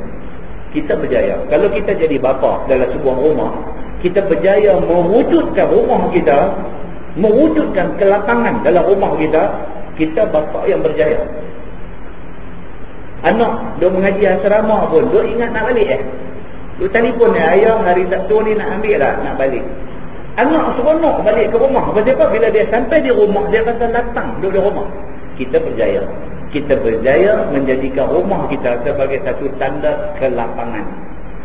Rumah besar pun macam istana bilik ada 13 apa pun, anak tak mau duduk. Maknanya rumah tu tidak lapang dari segi agama. Pasal anak tak lapang dada bila balik rumah. Dia balik, dia rimah duduk dalam rumah. Dia duduk, dia keluar, dia duduk, dia keluar. Tak lagi start motor keluar. Rumah kita tak menjadi rumah yang diberi kelapangan oleh Allah Subhanahu wa ta'ala. Itu tafsiran yang kedua. Jadi maksud hadis ni dua-dua sekali. Nabi kata dan lagi, hendaklah melapangkan engkau akan rumah engkau. Yakni rumah engkau itu tidak menjadikan kamu sempit hati, sempit dada, keluh kesah apabila duduk di dalamnya. rumah kita. Kita seronok kan? Kita balik-balik kerja, masuk dalam rumah tu, apa, lepas mandi, lepas mandi, duduk dalam rumah tu, apa tu. Alhamdulillah, hati bersyukur kepada Allah. Alhamdulillah, seronok dengan rumah kita. Berbanding dengan orang yang dia tak boleh duduk dalam rumah dia. Dia duduk setengah jam pun dia resah, gelisah, dia rasa rimah, dia rasa apa. Dia start motor keluar baru dia rasa lapang. Jahanam. Bila dia duduk main rimah ni, yang duduk angkat tayar atas jalan ni, dia rimah ke apa? Dia balik dia rumah, dia rimah. Dia serabut, dia rasa rumah ni macam satu jail, satu penjara, satu kurungan dia. Dia tak boleh duduk, dia rimah, dia nak bebaskan diri dia daripada rimah ni. Keluar angkat tayar. Itu dia. Maka Nabi kata apa? Orang yang berjaya mewujudkan kelapangan dalam rumah dia, orang ni bagus. Baik, dia kata apa? Maka menjadikan rumah itu tidak menyempitkan hati dan tidak menjadi keluh kesah kepada penghuni dia. Maka iaitulah daripadamu, iaitu biarlah biasa dirimu duduk di rumah dengan berbimbang akan perkara yang disuruh Allah dan yang diizinkan dia. Kita duduk di rumah, kita boleh buat macam-macam di rumah. Orang tanya saya tadi di ofis tadi, betul Ustaz, kita ni bila ada kematian, mayat ni bagus semayang di rumah ke, bagus semayang di masjid ke mayat ni, ataupun bagus semayang di rumah dan di masjid ke? Ada orang dia tanya soalan macam tu. Dan kita kata kalau berdasarkan hadis, dia jawab kena hadis ni, tak boleh jawab kita punya otak bodoh kita ni. Kena jawab hadis. Kalau berdasarkan hadis, kebanyakan para sahabat mayat mereka disembahyangkan di rumah, lepas itu terus di tanah. Kebanyakan. Dan ada beberapa orang sahabat yang Nabi mengarahkan mayat dibawa ke masjid untuk disembahyangkan, kemudian di tanah. Dua-dua pun tak salah. Adapun semayang di rumah dan semayang di masjid, yang tu ada berbeza pendapat di kalangan ulama. Ada sebahagian kata tak bagus. Pasal apa? Pasal kita melambatkan pengkebumian mayat. Tak bagus. Dan pendapat itu lebih kuat. Jadi pilih, nak buat di rumah kan, nak buat masjid. Sebahagian daripada sahabat apabila meninggal, Aisyah radhiyallahu anha, isteri Nabi Aisyah, dia minta supaya dibawa ke masjid kerana Aisyah nak sembahyangkan mayat dia ni, nak bawa ke masjid dan nak sembahyangkan mayat dia ni. Sebahagian sahabat yang lain bantah Aisyah. Tuan-tuan boleh rujuk dalam kitab Al-Janaiz, di dalam Sahih Muslim pun ada, dalam bab jenazah ni. Sebahagian sahabat bantah Aisyah. Dia kata, ni apa ni nak buat benda yang Nabi tak buat? Sebab Nabi sembahyangkan mayat sahabat-sahabat di rumah, terus bawa simpan di masjid, simpan di kubur. Apa pasal ni nak suruh bawa mayat-mayat di masjid nak sembahyang? Aisyah jawab dalam hadis tu, Aisyah kata apa? Apa tak ingatkah kes kematian dia sebut dua beradik, anak kepada satu sahabat, yang Nabi mengarahkan mayat dibawa ke masjid, disembahyangkan dan dikebumikan. Maka itu juga hadis sahih riwayat Imam Muslim. Jadi cerita di rumah pun boleh, di masjid pun boleh. Kalau nak buat dua-dua, sebahagian ulama kata tak apa bagus, sebab kita melambatkan pengkebumian satu-satu jenazah. Itu cerita dia. Jadi rumah ni tuan-tuan, kita hidupkan dia, nak jadikan rumah kita lapang ni, kita hidupkan dia dengan benda sunat di rumah ni. Buat sembahyang malam, ataupun kita buat sunat rawatib di rumah. Kita main sembahyang maghrib di masjid, lepas maghrib tak ada kuliah apa, kita balik rumah sembahyang ba'diyah maghrib di rumah. Itu amalan Nabi sallallahu alaihi wasallam. Yang penting apa dia? Rumah mesti dihidupkan dengan ibadat sunat. Begitu. Baik, iaitu biarlah biasa dirimu duduk di rumah dengan berbimbang akan perkara yang disuruh Allah dan perkara yang diizinkan Allah. Maka tidaklah dengan sentiasanya keluar pergi bercampur gaul dengan orang yang tidak sayogia bercampur gaul dengannya. Dia kata tak bagus, duduk di rumah saat-saat nak keluar pergi bersembang, nak pergi bercampur dengan orang yang tak ada faedah. Dia kata tak bagus, lebih baiklah duduk di rumah daripada keluar buang masa macam tu. Seperti bercampur dengan orang yang tidak ada cakapnya pada jalan akhirat. Kita pergi bercampur dengan orang cakap merapu, cakap leceh, cakap sampai halu agama pun dia buat main-main. Tak mahu orang macam tu tak cakap. Kita duduk dengan dia tak ada 5 minit. Tak ada 5 minit dia bercakap sekali lagi ni, dia sampai agama pun dia nak buat main-main. Dosa. Mungkin orang lain tersaduk dengan orang macam tu. Pasal apa? Merosakkan kita sama. Begitu. Baik, dia kata bahkan bercakap dunia semata-mata, dan orang yang tidak ada kelakuannya itu menaikkan hemah kamu kepada ibadah dan kepada taat Allah. Dia tak membantu kita kepada taat Allah. Bercakap dengan dia. Maka apabila engkau itu dijadikan oleh rumah kamu tidak sempit hati dan tidak keluh kesah duduk di dalamnya, bahkan sentiasa kamu duduk di rumah dengan beribadah dan mengerjakan yang boleh menolong kepada ibadah dan tidak bercampur gaul dengan orang jahat, nescaya selamatkan. Duduk di rumah ni, kita rasa lapang duduk di rumah, kita selamat. Kita selamat. Maka dia kata melainkan keluar daripada rumah kamu itu kerana nak mengajar, ataupun kerana nak belajar, ataupun kerana nak menghubungkan silaturahim dan sebagainya, maka itu tidak ada salahnya. Dia keluar ada tujuan nak pergi masjid, nak mengaji, tak apa. Kita keluar pergi nak mengajar, tak apa. Kita keluar pergi nak ziarah adik-beradik, nak hubung silaturahim, tak apa. Tapi lain daripada tu, keluar pergi nak menyembang, buang masa, nak dosa. Duduk rumah lebih baik. Itu maksud hadis Nabi SAW. Kemudian sabda Nabi SAW, wabki ala khati'atik. Maksudnya dah hendaklah menangis atas kesalahanmu dan atas dosa kamu. Yang ni. Keselamatan bagi kita ialah apabila kita terkenang dosa kita, kita menangis. Ingat balik kita buat dulu. Menangis. Astagfirullahalazim, waqala aku jahil sangat dulu ni. Dia kena macam tu. Ada tentang orang dalam masyarakat ni, ada yang separuh umur dia habis dengan minum mabuk. Separuh umur. Muslim, orang Islam, habis separuh umur minum mabuk. Satu hari Allah buka hati, bagi hidayah masuk. Orang macam ni, bila satu hari dia terkenang dosa dia buat ni, menangis dia. Menangis tu Allah cukup sayang. Hak dia buat dulu-dulu ni, dia bertaubat, dia minta ampun, mudah-mudahan Allah ampun dia. Ni dia menangis ni, mengenangkan dosa dia, Allah cukup sayang. Keselamatan bagi dia. Ada tuan. Hari ni tuan, hotel murah-murah banyak. Hotel murah-murah. Tok belah tanah Indrawati, tok apa nama hotel murah-murah ni, harga RM30 ni. Banyak. Tuan-tuan pergi duduk di bawah hotel tu, dekat pintu masuk hotel tu, tuan-tuan pergi duduk dalam kereta, tunggu tengok budak Melayu duduk naik. Bukan tikit tuan-tuan. Kadang-kadang tengok ni, umur ni gazan 16-17. Main naik motor jantan betina, 2 orang ni naik pergi 2 jam, 3 jam. Orang cah mereka RM15, RM20, turun naik. Gelak tak monyet-monyet. Perasa macam nak pergi penampang. Dan tentu tuan-tuan tahu, rosaknya masyarakat hari ini tak mana. Turun main kelumbung. Hak perempuan ni berkelumbung. Allahu Akbar. Kita tak ada otoriti. Kalau kita pergi pegang apa, kita boleh jadi salah. Kita pegang dia, kita tanya dia, dia jawab kadang-kadang, kita pang bila dia, kita masuk dalam. Kita otoriti tak ada, tapi kita melihat benda ni, tuan-tuan, sakit hati ni. Muslimin dan muslimah yang dirahmati Allah, itu keadaan semata ada di keliling kita pada hari ini. Bunuh ni saya cakap hari-hari. TV surat anak bunuh ni hari-hari. Demikianlah rosak masyarakat pada hari ini. Ramainya orang tu buat dosa. Mana-mana orang Islam yang satu masa dulu dia pernah buat dosa, Nabi kata wabki ala khati'atik, dan hendaklah menangis dia atas kesalahan dan dosa yang dia buat dulu.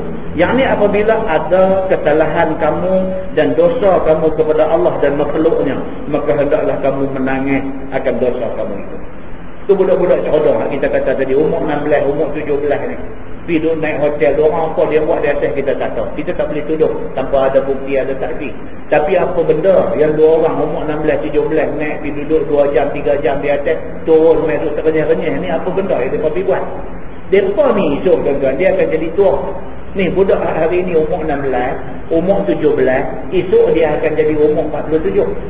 Masa dia umur 47 esok ni, dia ingat balik, kacau.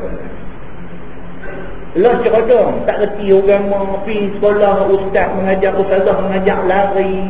Ada kelas semayang, tuan lari pergi menyorok sana sini. Tak mau. Orang nak suruh buat baik ni tak mau.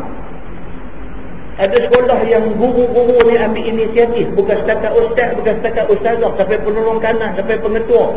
Pergi ambil lagi tindakan. Pergi jaga budak-budak ni, nak suruh semayang ni. Tak mau semayang, lari, panjat naik atas siling, menyorok. Kerana tak mau semayang. Tuan-tuan tahu, sebahagian daripada anak-anak kita lagu tu. Pasal apa? Pasal di rumah kita tak pernah suruh dia semayang. Kita tak pernah tanya dia subuh semayang ke tak. Kita tak pernah tanya dia hari ni semayang berapa waktu. Kita tak pernah tanya dia. Dia jadi liam dengan semayang ni. Dia liam. Di sekolah ni dia senduk kena rotan daripada dia pergi semayang. Oh, kacau dia. Rotan ni, rotan rak-rak balik rumah dia tunjuk kat mak dia ni. Tadi ustaz rotan dia tak semayang. Mak dia pun dah langgar pergi sekolah. Mak dia pula langgar pergi sekolah. Terus abang, saya nak panggil TV3 main. Baik. Nampak tu kan? Akhirnya siapa untung, siapa rugi. Itu yang kita nak tanya. Siapa untung, siapa rugi. Guru tak ada rugi apa. Dia dapat gaji cukup juga. Tapi mak bapak yang mempertahankan anak yang culas tak mau semayang ni, mak bapak ni rugi. Sebab dia mati tu, dia tak tinggal anak yang saleh. Muslimin dan muslimah yang dirahmati Allah. Benda ni kena entah, tuan-tuan. Kena entah benda ni. Nah, baik. Dia kata maka menangis kamu. Maka menangis kamu itu, maka tentulah datang sebabnya kerana sesal akan perbuatan kamu yang memberi kamu berdosa. Kita boleh menangis ni pasal apa? Pasal kita menyesal. Kita ada satu masa dulu ada buat satu benda dosa. Menyesal. Menyesal, minta ampun dekat Tuhan, menangis. Dan pada waktu menangis itulah kamu taubat kepada Allah Subhanahu wa ta'ala. Masa menangis itu bertaubat kepada Allah. Ya Allah, apa punya jahil aku dulu sampai macam ni aku pergi. Ingat balik, menyesal. Masa kita duduk kerja dulu, kita makan rasuah misalnya. Allahu Akbar. Duit rasuah itulah kita belah anak-anak kita 7 orang ni. Tuan-tuan, satu masa itu Tuhan dia kifarat balik benda ni. Dia bagi anak kita ni tak jadi manusia. Dia bagi balik dekat kita atas dunia ni. Tuhan dia bagi balik. Dia bagi macam mana? Dia bagi anak kita tak jadi manusia. Bukan sahaja dia tak jadi manusia, dia jadi rimau. Dia makan hati kita, mak bapak ni. Pada masa tu tuan-tuan, menangis. Duk cari balik manalah silap ni anak jadi macam ni. Terkenang ke rasuah yang membesarkan anak-anak ni. Masa tu terkenang kan, dulu aku pergi sentai duit rasuah ni 200,000. Duit ni lah aku belah daripada ni semua. Patutlah Tuhan buat kat aku macam ni. Menangis pun tuan-tuan, kifarat tak main. Muslimin dan muslimat yang dirahmati Allah sekalian. Maka minta ampunlah kamu atas dosa kamu dan berlindunglah dengannya daripada segala siksanya. Minta ampun kat Tuhan. Tuan-tuan, kita atas dunia ni mau apa tuan-tuan? Kita atas dunia ni nak hidup senang, tapi atas duit halal. Itu ya. Kita atas dunia ni mau apa tuan-tuan? Kita mau keredaan Allah. Allah redha kita, jangan Allah marah kita. Tak ada tempat kita nak duduk tuan-tuan kalau Allah marah kita. Tak ada tempat kita nak duduk di mana kalau Allah marah kita. Muslimin dan muslimat yang dirahmati Allah. Dan datangkan apa syarat taubat yang bertali mali dengan makhluk yang kamu zalim kepadanya. Bertaubat ni dia tak selesai setakat minta ampun dekat Tuhan aja. Kalau kesalahan kita melibatkan makhluk, kena minta ampun, kena minta maaf, kena minta halal kepada makhluk yang berkenaan. Dia kata, seperti kamu memulangkan barang dia. Kita buat zalim dekat dia dalam bentuk hak dia kita ambil. Lepas tu kita bertaubat tak jadi. Bagi balik barang yang menjadi hak dia. Bagi balik. Bertaubat kepada Allah. Lagu tu dia kata. Atau minta halal apa barang yang haknya yang dilakukan dengan salah itu. Minta halal. Kalau nak bagi balik pun benda dah tak ada dah. Pergi kat dia, abang dia. Dulu aku termakan hak hang punya. Aku nak bagi balik pun aku tak mampu. Aku minta halal kan. Betul-betul aku minta halal. Kena macam tu. Lepas itu bertaubat kepada Allah. Dia kata. Dan sebagainya. Maka apabila ada engkau perbuat yang demikian itu, nescaya selamat dirimu daripada sesal dunia dan akhirat. Kata At-Tirmizi, ini hadis hasan. Lepas tu hadis-hadis yang berikut tu adalah hadis yang sama. Saya baca hadis saja, saya tak baca huraian. An Abi Sa'id Al-Khudri radhiyallahu anhu qala idza asbaha ibnu Adam fa innal a'dha kullaha tukaffiru al-lisan fataqul ittaqillaha fina fa innama nahnu bik fa in istaqamta istaqamna wa in i'wajadta i'wajadna. Maksud hadis itu daripada Abu Sa'id Al-Khudri radhiyallahu anhu. Kata dia, Nabi SAW bersabda, Nabi kata apabila pagi, kita ni bila bangkit pagi, celek-celek mata bangkit tu, iza asbaha ibnu Adam, apabila satu manusia bangkit waktu pagi, fa innal a'dha kullaha tukaffirul lisan, semua anggota badan, Nabi kata, peringat lidah. Nabi kata begitu. Manusia kita ni bila kita jaga pagi aja, bermula seawal kita jaga tu, semua anggota, tangan kita, kaki kita, badan kita, apa semua anggota ni minta tolong dekat lidah kita ni. Depa minta tolong apa? Fataqul, kata depa ni ittaqillaha fina. Depa kata takutlah engkau kepada Allah untuk kami semua. Tangan kata dekat lidah, kaki kata dekat lidah, semua badan ni kata dekat lidah, minta tolong dekat hang satu. Mereka kata, tolonglah ingat kat kami, takutlah kepada Allah, tolonglah ingat dekat kami ni. Fa innama nahnu bik, kerana nasib kami bergantung dekat hang. Tangan kata, kaki kata, badan kata dekat lidah, mereka kata nasib kami ni bergantung dekat hang, wahai lidah. Hang pi cakap benda tak elok, esok masuk neraka, kami pun kena bakar sama. Hang pi apa pun benda yang hang buat tak elok, hang pi cerca orang, hang pi maki orang main pukul hang. Orang bukan pukul lidah hang, orang pukul badan, orang pukul tangan, orang pukul kaki. Hang punya pasal kami yang disusah. Hang punya pasal atas dunia pun kami susah, akhirat pun kami susah. Dia kata, minta tolong dekat hang satu benda. Fa innama nahnu bik, kerana nasib kami ini bergantung dekat hang. Fa in istaqamta istaqamna, kalau hang lurus, hang betul, kami pun lurus, kami pun betul, kami pun selamat. Wa in i'wajadta i'wajadna, tapi kalau hang kona, hang bengkok, kami pun bengkok, kami pun kena sama. Ini hadis Nabi SAW beritahu kata begitu berlaku kepada tiap-tiap manusia pada tiap-tiap hari. Kemudian muka surat sebelah dia kata, an Sahal bin Sa'd radhiyallahu anhu qala Rasul sallallahu alaihi wasallam, man yatakaffal li ma baina lahyaihi wa ma baina rijlaihi atakaffal lahu bil jannah. Maksudnya daripada Sahal bin Sa'd radhiyallahu anhu, kata dia Nabi sallallahu alaihi wasallam bersabda, siapa yang sanggup bagiku barang yang antara dua janggut. Maksudnya siapa yang boleh bagi garanti kepada aku, dia boleh jaga barang antara dua janggut. Maksudnya lidah, dua janggut misal dengan janggut, barang antara lihyaihi, di antara dua janggut ialah lidah. Nabi kata siapa yang boleh bagi jaminan dia boleh jaga barang antara dua janggut, siapa yang boleh bagi jaminan dia boleh jaga lidah dia, wa ma baina rijlai, dan dia boleh jaga barang yang di antara dua paha dia, dua kaki dia, dia boleh jaga kemaluan dia tak terlibat dengan zina, dengan benda keji. Atakaffallahu bil jannah, aku jamin syurga untuk dia. Nabi kata siapa dalam dunia ni boleh jaga lidah, boleh jaga jangan pergi berzina, Nabi kata aku jamin dia dapat syurga.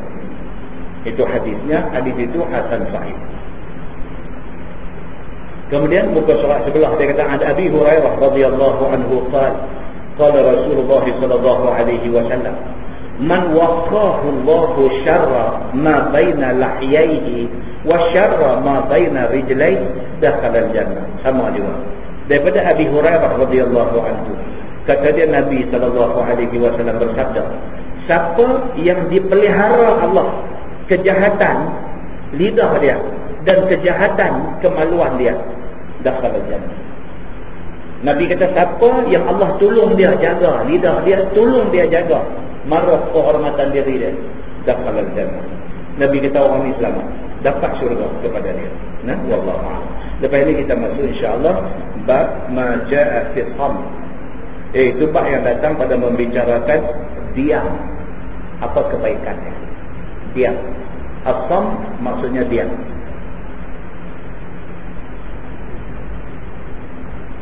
Tahun depan kalau kuliah kita sama ada bersambung lepas raya, ada lagi sikit masa sebelum cuti sekolah panjang. Jadi kita akan maklumkan kemudian adakah time tu ada kuliah atau tak ada kuliah. Tak ada pun tahun depan luar. Nampak gitu kan? InsyaAllah panjang umur, Allah bagi sehat, Allah bagi masa dekat kita. Kita sambung ma jaa fi al-khamsi, cerita tentang apakah kelebihan dia. Lepas itu dia main pula ma jaa fi kasratil kalam, cerita cakap banyak. Kasratil kalam ni cerita cakap ni tak penting. Apakah satu keburukan pada benda yang macam ni. Kemudian dia main pula hadis ma jaa fil kalam alaih la lahu, membicarakan cakap itu berlaku salah atasnya, bukannya berfaedah bagi. Jadi cerita pasal cakap saja. Lepas itu dia akan main satu tentang kebaikan dan keburukan dia. Kemudian dia akan main pula fi syiddah fil amal, menyatakan hal orang yang melampau-lampau dalam buat amalan. Ini tajuk yang baik. Cerita orang-orang yang asyiddah. Syiddah ni maksudnya dia agama tak suruh lalu. Dia yang saja hidup cari susah lalu. Agama tak suruh sampai macam tu. Dia pergi cari susah. Contoh, kita kata contoh apa? Ni ada puasa 3 bulan. Dia ambil Rajab, Syaban, Ramadan.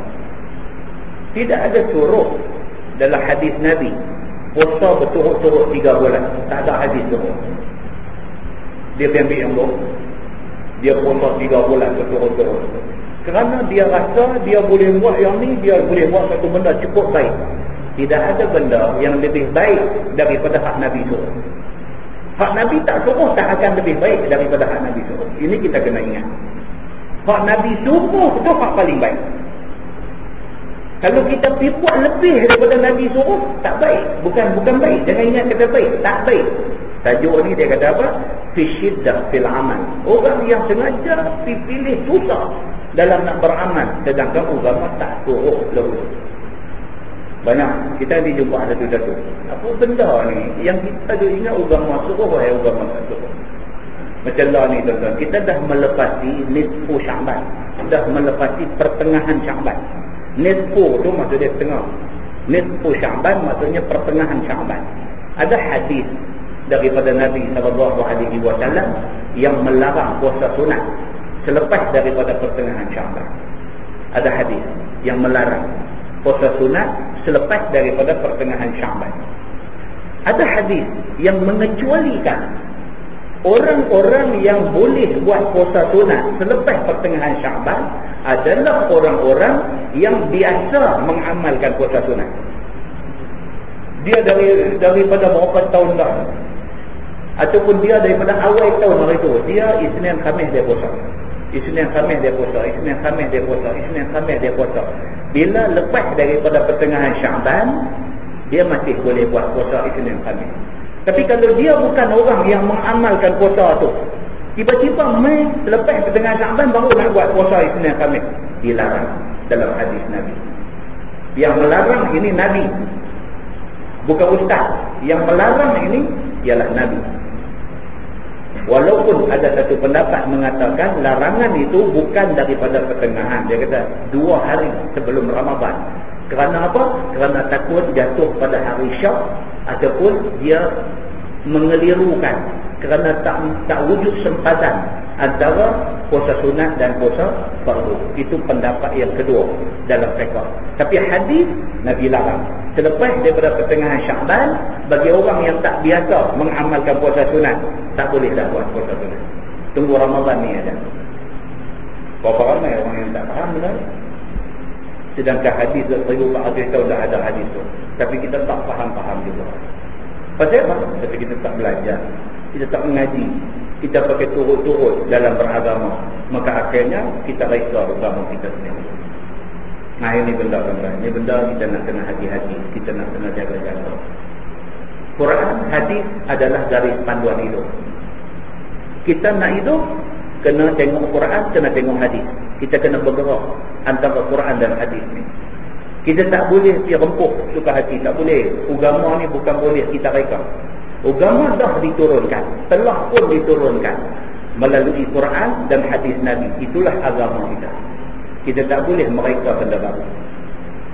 Satu benda tu kan, saya pesan diri saya dan kepada tuan-tuan semua. Jangan kita buat satu benda penat saja. Pahala tidak ada di sisi Allah Subhanahu wa taala. Jadi insya-Allah tajuk ni yang kita bahas majaa fi syiddah fil amal, cerita orang yang melampau-lampau dalam buat amalan. Dia akan mai banyak cerita. Bagaimana satu sahabat Ubadah Abu Ubadah Al-Bahili mai kuliah Nabi bercakap pasal kelebihan puasa. Maka dia ni Al-Bahili ni bila dengar ni dia karang. Tuan-tuan Nabi cakap. Dia dengar ni dia karang. Dia duk kira dia nak buat. Selepas pada tu dia meninggalkan Madinah, dia pergi tempat lain. Dia puasa tiap-tiap hari selama setahun. Setahun kemudian dia balik jumpa Nabi. Bila jumpa Nabi tak kenal dia. Nabi tengok siapa ni? Dia tanya Nabi. Al-Bahili tanya Nabi, hal ta'rifuni? Ya Rasulullah, hal ta'rifuni? Ya Rasulullah, Tuhan tak kenal saya kan? Nabi tak kenal. Dia kata, ana Al-Bahili. Saya Al-Bahili. Dia kata, oh, baru Nabi ingat. Terus Nabi kata dekat dia, pasal apa hang seksa diri hang macam ni? Nabi terus bagi soalan tu dekat dia, pasal apa hang seksa, hang dera diri hang sampai macam ni, kurus kering sampai cengkung ni, pasal apa? Dia hamang dekat Nabi. Dia kata, semenjak daripada aku berpisah dengan Tuhan setahun lalu, aku puasa tiap-tiap hari kerana nak cari pahala lebih di sisi Allah. Nabi kata, jangan buat macam ni. Likulli di haqqin haqq. Nabi kata, setiap benda ada hak dia. Badan hang ada hak dia, hang kena tunaikan hak dia. Hang dera badan hang puasa tiap-tiap hari, satu benda yang tak disuruh oleh agama. Nabi kata, Nabi tegur, itu contoh perbuatan yang melampau. Dia tu ingat puasa ni pahala lebih. Nabi tak suruh macam tu, dia pergi buat lebih daripada yang Nabi suruh. Nabi tegur Al-Bahili. Banyak insya-Allah akan datang, dia akan main hadis-hadis ni. Kita akan pelan-pelan nampak, oh, rupa-rupanya agama ni tak bagi susah kita. Hak tu jadi susah ni adalah kerana rekaan kita, maka benda tu menjadi susah. Mudah-mudahan Allah bagi dekat kita masa untuk kita belajar ilmu-ilmu dia, insya-Allah. Ini peringatan kuliah kita untuk bulan ni insya-Allah 3 aja. 1 hari ni, 2 esok Masjid Sultanah Bahia, lusa di Taman Krian. 3 saja. Kemudian yang minggu berikut tu kira wamak nak puasa. Kena wamak lah. Puasa insya-Allah 13 tu ada hari Rabu, Khamis. Hari Khamis kan. Jadi minggu tu kita tak ada kuliah lagi. Bolehlah ready untuk apa, minyak-minyak kuda nak sapu lutut. Nak semayang lebih sikit. Semayang lebih berzenda ni duk buat semayang 5 waktu saja. Bulan puasa ni tarawih kita nak buat malam. Orang perempuan pergi perangan nak makan sok, kita tahajud 2 rakaat. Tuan-tuan, saya nak pesan diri saya nak pesan tuan-tuan, saya try memang. Bulan puasa tahun ni sebulan, jangan tinggal tahajud. Try. sekali tu tak buat ni. Benda ni memang Quran sebut terang-terang suruh buat. Nabi memang anjur sangat-sangat suruh buat. Hadis tadi kita pun dah baca dah. Di antara pintu kebaikan ni apa dia? Bangkit tengah malam untuk sembahyang malam. Bola puasa kok mana pun kita nak bangkit sok tahajud 2 rakaat. Ya sembahyang Allahu Akbar 2 rakaat tahajud.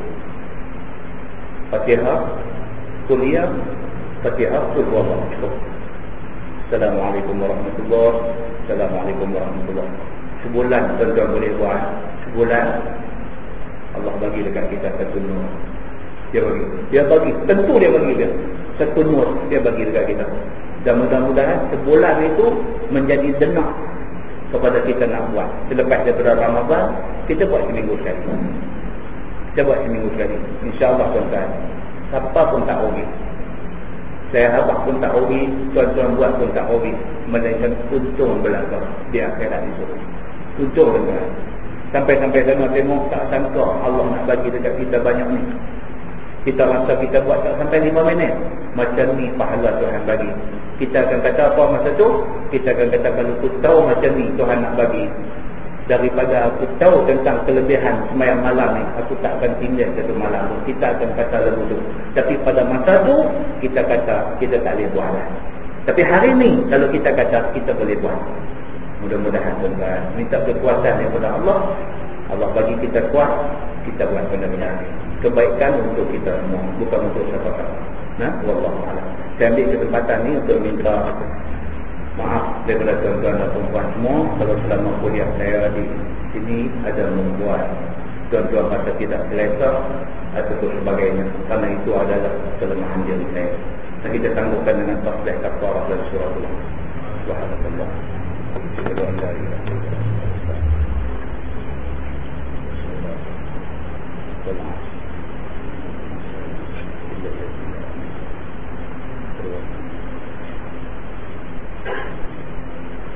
اللهم صل على محمد في الأولين والآخرين وسلم ورضي الله تبارك وتعالى عن سادتنا أصحاب سيدنا رسول الله أجمعين.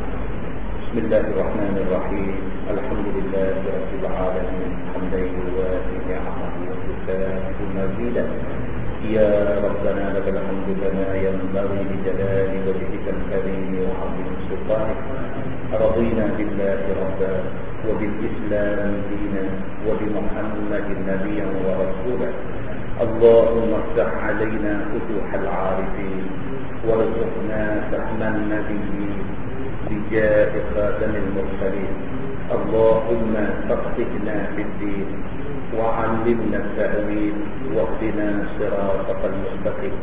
اللهم أرنا الحق حقا وارزقنا اتباعه وأرنا الباطل باطلا وارزقنا اجتنابه.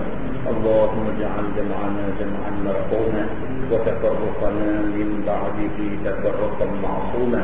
وصلى الله على محمد وعلى آله وصحبه وسلم والحمد لله